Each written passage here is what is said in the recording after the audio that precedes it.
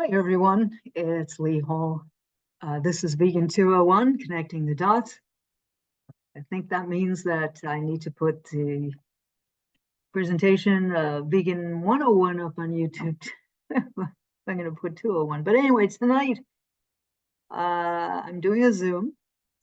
And this is to bring into the studio for the Art of Animal Liberation a presentation that I did for Vegan Summerfest that I keep promising I'm going to put in the studio for the Art of Animal Liberation, but I never completed because I kept trying to do narration of the slideshow. I kept trying to do the PowerPoint narration feature, and it confounded me. I just could not. It just took so long. I never finished it. Anyway, here we are in Zoom. I just find this a lot easier. So I'm going to do this recording and bring it from Zoom to YouTube and then into the studio. So here we are, Vegan 201, connecting the dots from animals, farms, through to global heating. Thank you for being here. Let's take a look. Global heating, what's causing global heating? It's atmospheric carbon dioxide, according to NOAA, climate.gov. And let's go back a couple years ago and let's look at the trajectory for the CO2 in the atmosphere. Look at what's going on. NOAA reported that in 2022, the CO2 in the atmosphere was 417 parts per million. That's ppm.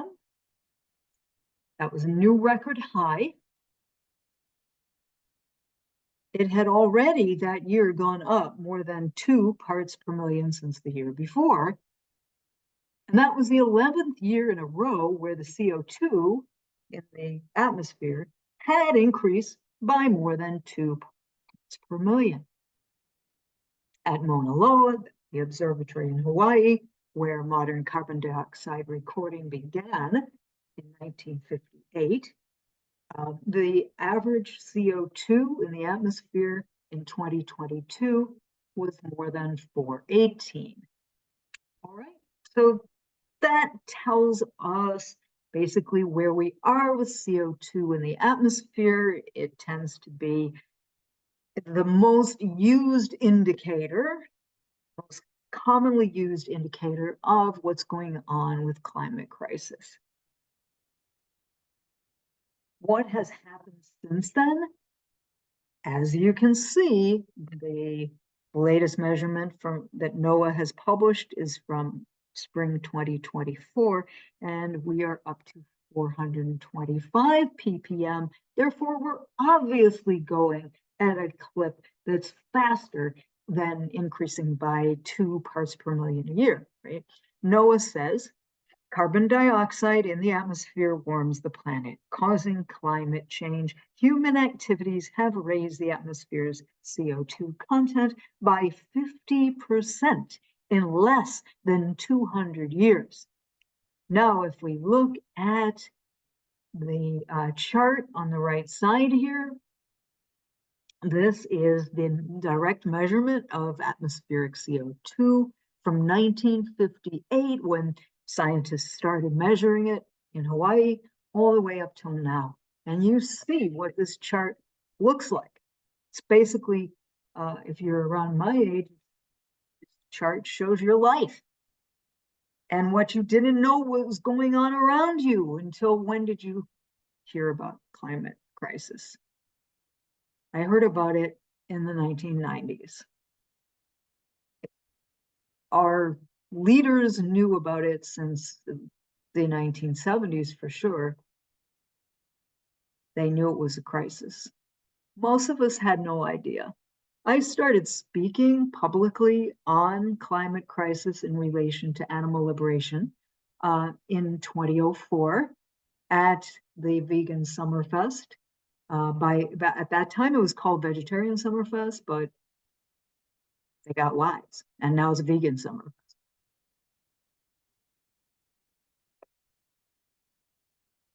And this is what's going on. This is world energy consumption. this is what's really going on. We are moving hydrocarbons out of from the Earth's surface and into the atmosphere. And we're doing it in all kinds of ways, and there's 8 billion of us. So this is what's happening. Oil,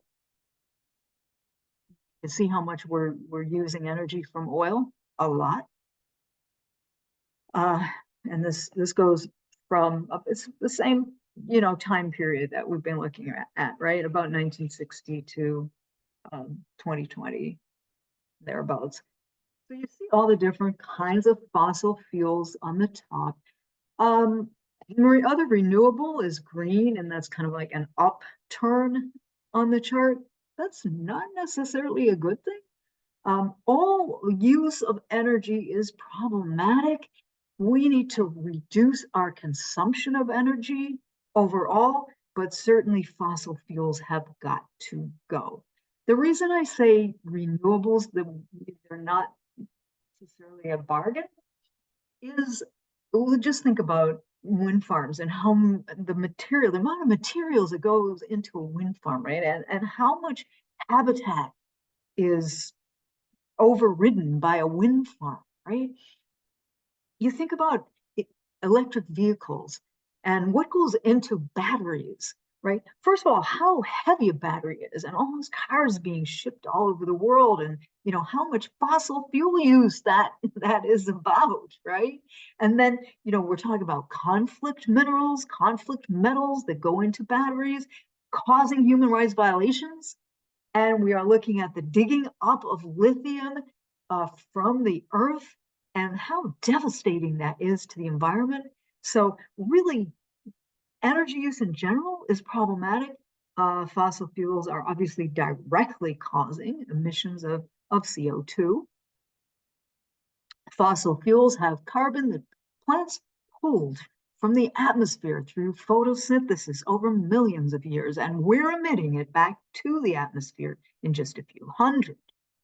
We put more carbon dioxide into the atmosphere than nature can remove. So atmospheric CO2 is constantly increasing, and the more we overshoot, the faster the CO2 concentrates. So the oil and gas era must wind down. It's true. Must stop using oil and gas. But also, the era of animal ag must wind down. It's a highly intensive, it's a crushing industry, not only for the animals it exploits, but also for the earth and its other living communities. In fact, recently there's a new study model at Stanford, says replacing I'm not going to call it culture, animal agribusiness, and shifting to a plant-based diet could drastically curb greenhouse gas emissions. Who is working at Stanford on this? It's a professor who just can't retire. Patrick Brown, professor of biochemistry emeritus, putting that biochemistry knowledge to work in the plant-based replacement movement. Replacement for cheeses and meats. That's one area where Patrick Brown works. Patrick Brown is a key member of a couple of major plant-based alternative companies. So I'm talking about Kite Hill, the cheese company, Kite Hill. It's a vegan cheese company. Patrick Brown is involved in that, and also involved in Impossible Foods, which is, burger and sausage alternative company. Unfortunately, they started out testing on animals to prove to the FDA that Impossible Foods would be safe. So I'm not keen on it, but draw your own conclusions. In any case, Patrick Brown, when I say I'm not keen on it, I actually do not buy Impossible Foods for that reason. I want to make that clear. I'm concerned about vivisection just as I'm concerned about animal agribusiness. And if I don't have to eat use something that's been tested on animals, I will avoid it as a vegan. We wanted to quote from the Stanford research. We wanted to answer a very simple question. What would be the impact of a global phase out of animal agribusiness on atmospheric greenhouse gases and their global heating impact? So let's see. It turns out that the global phase out of animal ag, according to the Stanford model, with a shift to a plant-based diet, would halt the increase of atmospheric greenhouse gases for 30 years and give humanity more time to end its reliance on fossil fuels. Beautifully done. I also like quoting Marco Springman, a great plant researcher. And I've just opened an app. I'm trying to move a taskbar. But anyway, up here at the top of this taskbar, it says, meat and dairy gobble up farming subsidies worldwide. It's bad for your health and the planet. Isn't that interesting? First, Marco Springman is talking about subsidies. That's important. We need to stop rewarding businesses for doing the wrong thing and start to shift those subsidies to, I would hope, vegan organic farming. Meat and dairy gobble up farming subsidies worldwide. It's bad for your health and the planet. That's another interesting thing in this headline. It's bad for your health and the planet. We are natural beings born on Earth. It makes sense, doesn't it, that something that's bad for our body would be bad for the planet, and also something that's bad for the planet is bad for our bodies. We're part of a living ecosystem. We're all connected. All right, so what does Springman at the Oxford Martin School have to say? And this was from 2022. The global food system is in disarray.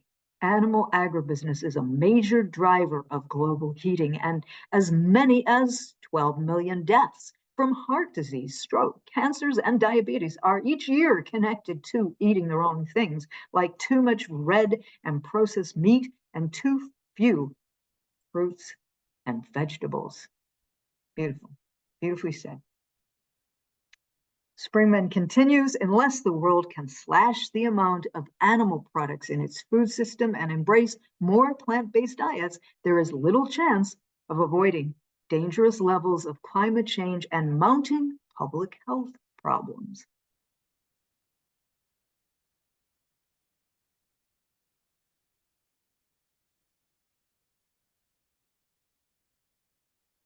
On my way to Vegan Summerfest, I was looking at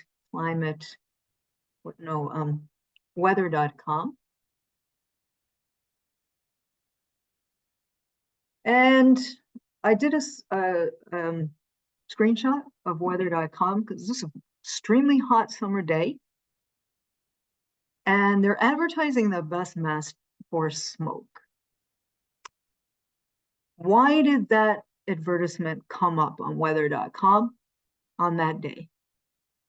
Because of Canada's wildfires that were sending smoke down to where I was in Pennsylvania. The smoke was so thick that when I went to Valley Forge for a hike from Valley Forge Road, I couldn't see the mountains in Valley Forge Park. It was at one point it was like an eclipse. The sky was so dark because of this overhanging smoke. And this is what the Weather Channel does. It advertises the best mask for smoke. Talk about normalizing, right?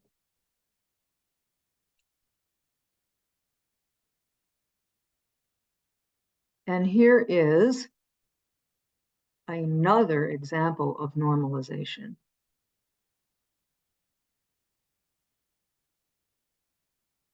University of Florida Institute of Food, and they should call it agribusiness sciences, because look at what they say. It's about business. Researchers want to develop the knowledge and tools the cattle industry needs to increase tolerance to heat stress in cattle, right? So they're doing this crossbreeding with these Indian cattle, Indian bred cattle, right? Who are bred to withstand the heat in India. And they're doing this in Florida. At the same time, researchers hope to increase efficiency in production, reproduction, and meat quality. They're working for the business. A quote from the scientist: "This offers a powerful new approach to address the challenges of climate change and develop climate-smart, productive cattle for a future hotter world." Well, we're going to have a future hotter world if we have stuff like this. Let's do the thing that's causing the problem and say we can do it right and somehow avoid the problem. Doesn't make any sense.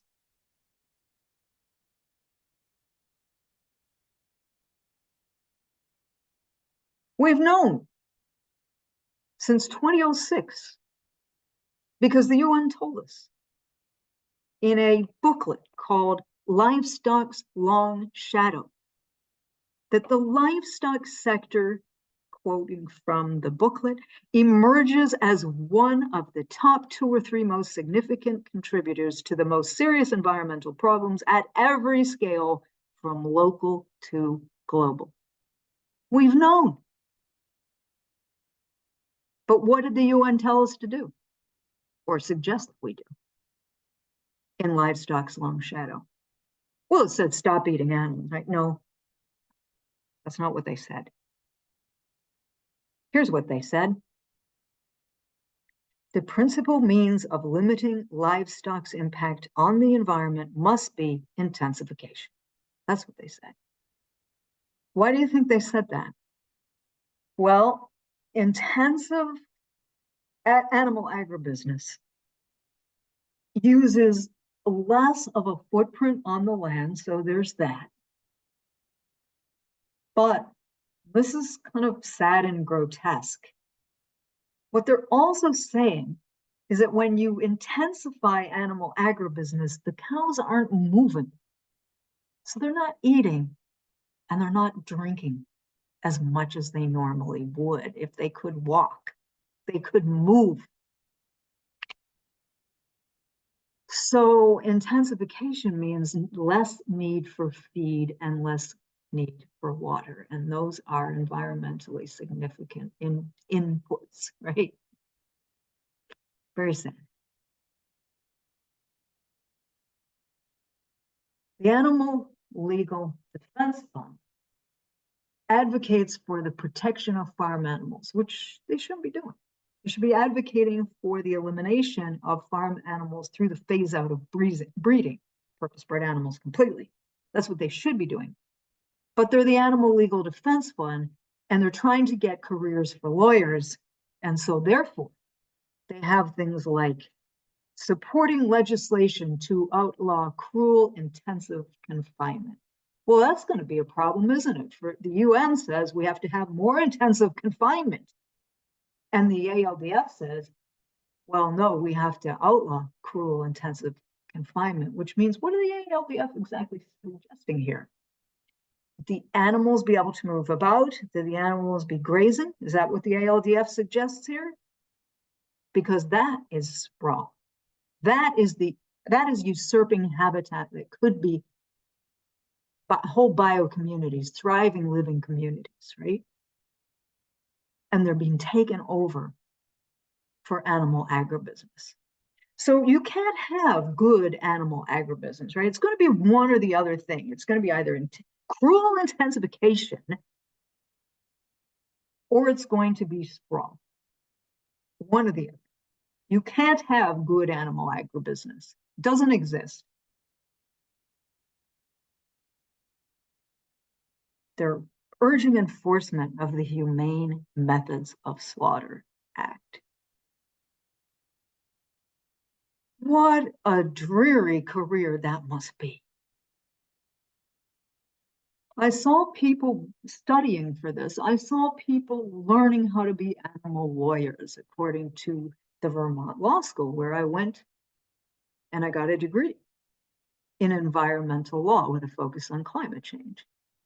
And so I went to one of the, probably the only session at Vermont that was focusing on animals. And unfortunately, it was this environmental laws in my course. Anyway, I'm not saying they don't have other courses, but I never saw a course that was focused on non-human animals, except this in my course of studies.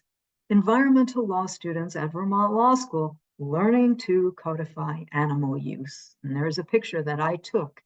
Of course, I was upset about this, creating welfare standards for farm animals.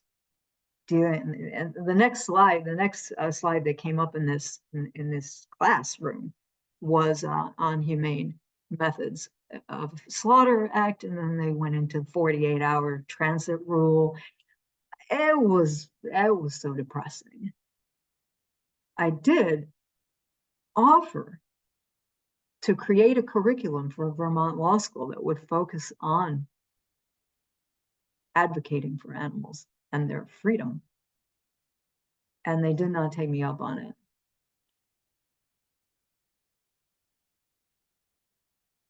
George Werthner is the author of Welfare Ranching, and George Werthner has something to say about Vermont, it turns out. George Werthner says no environmental groups are actively pursuing reduction in dairies despite their well-documented environmental impacts in Vermont. Dairy farms are the chief source of pollution of Vermont's rivers and one of the major contributors to the eutrophication of Lake Champlain. Ben & Jerry's ice cream, which was founded in Vermont, is often held up as a responsible corporation, even though consumption of ice cream is extremely unhealthy. Consumption of dairy products is not good for us, again, and it's not good for the earth.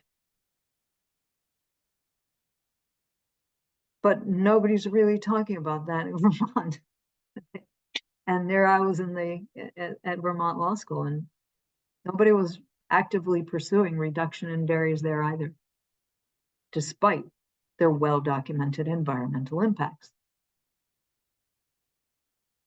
And while a few groups discuss the negative consequences of sprawl on the landscape, they virtually ignore the far greater acreage in Vermont that is degraded by corn and/or hay production to feed animal agribusiness.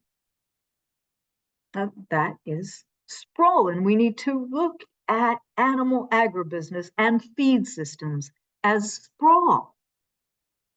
So if we denounce sprawl, we have to denounce animal agribusiness as a form of it. Again, with normalization of animal agribusiness, even though we're dealing with a climate crisis, oh, what can we do? Test seaweed on this poor living soul. This looks like one of the hybrid cattle, partly from the cattle from India. So scientists are using seaweed testing on cattle, apparently trying to force cattle to emit less.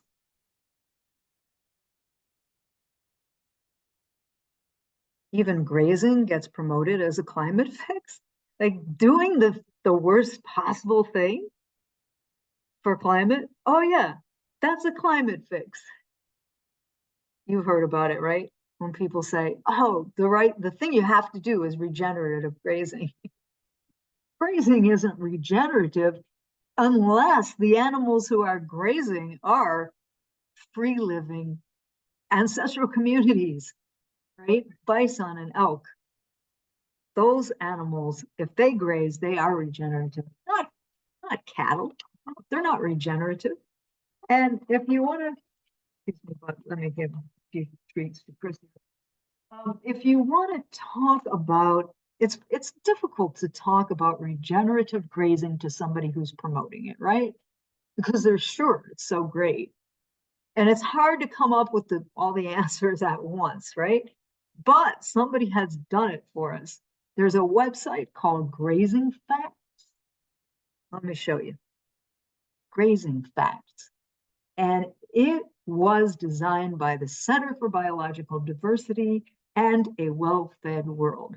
And they're talking here on this website about solutions to improve our climate and thrive with wildlife. Yes, they're actually talking about how advocates would advocate for freedom. And they explain, by the way, I put that picture there of the wolves there, and you'll see why. But the top of the top of this picture, this image, the top of this is a screenshot from Grazing Facts. Okay, and they explain on Grazing Facts that if it were bison or elk, they wouldn't keep trampling the land the way cattle do, right? Where bison are present under natural conditions, they move frequently, freely, seldom regrazing the same site for long periods of time. Also, with free living animals, you've got natural cycles of life, including predator-prey relationships. That's why I put the picture there. And those natural cycles of life maintain the size of wild native grazing herds in a way that is not true for cattle, whose presence often leads to the direct killing of predators by livestock operators and government programs. Claims about regenerative grazing ignore the obvious difference between an ecosystem where the carcasses of wildlife remain and nourish the habitat versus the unnatural removal and transport of cattle for slaughter, which contributes enormous amounts of pollution. Wildlife carcasses also play an important role in biodiversity and ecosystem function and benefit many other animals, especially during winter. The impacts on watersheds is also a crucial difference. Bison, for example, do not congregate near water the way cattle do, and this means greater erosion in the presence of cattle herds. In a vegan culture, animals would be reintegrated within the balance and sanity of nature. According to Veganism Defined, published in 1951. A great and historic wrong whose effect upon the course of evolution must have been stupendous would be righted. So this is what vegan advocacy is about. Stopping the wrongs that we perpetuate against nature, against evolution, right? The course of our affronts to nature and what it would have evolved to be. Stupendous wrong. These are the free living ancestral community of chickens. I believe this particular picture was taken in Thailand, where purpose-bred chickens run about, and unfortunately, red jungle fowl, who are natural native living communities, they can interbreed with our purpose-bred chickens, and that is compromising the DNA of the red jungle fowl. So in a strange kind of passive way, we're actually domesticating free living animals because they encounter our purpose-bred animals, and that does change their DNA, and it does take away some degree of natural coping skills. That's what purpose breeding does. So I just want to show the wonderful image of somebody living freely on Earth without our manipulations. And see how wonderful freedom looks. I want to show you another picture of how wonderful freedom is, how wonderful it looks. These are the ancestral communities. They're the free-living boars, wild boars, that pigs came from. We manipulated pigs into existence by stealing these animals from their families, from their native habitats. And here they are, no humans manipulating them in any way.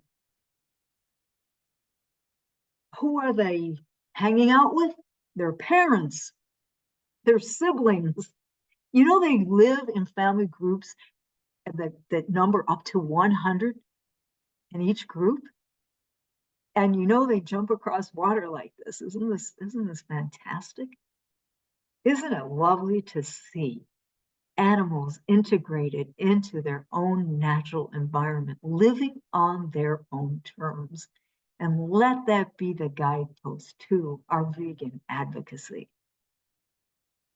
Remember, in a vegan culture, animals would be reintegrated within the balance and sanity of nature. We need to keep that focus. We need to keep that in mind. We need to display imagery of animals living on other animals, non-human animals, living on their terms, not ours, right? In a vegan culture, animals would be reintegrated in the balance and sanity of nature. And I want to thank the patrons of the art of animal liberation for making this presentation possible. Thank you to the producers. The studio for the art of animal liberation can be found at patreon.com/Lee Hall. And the producers of this presentation are Bill Drellis, Pamela Page, Lydia Grosson, Maura Reese, and Kathy Burt. Thank you to all of you. Without you, I wouldn't have the time or the resources to get my act together and finally make Vegan 201 available, put it on YouTube, and bring it into the studio for the art of animal liberation. Thanks to all of you who are on YouTube right now, listening and watching. I appreciate your presence. It makes this worthwhile. Keep up the vegan advocacy, friends. Thanks for being here. Thanks for being in my life.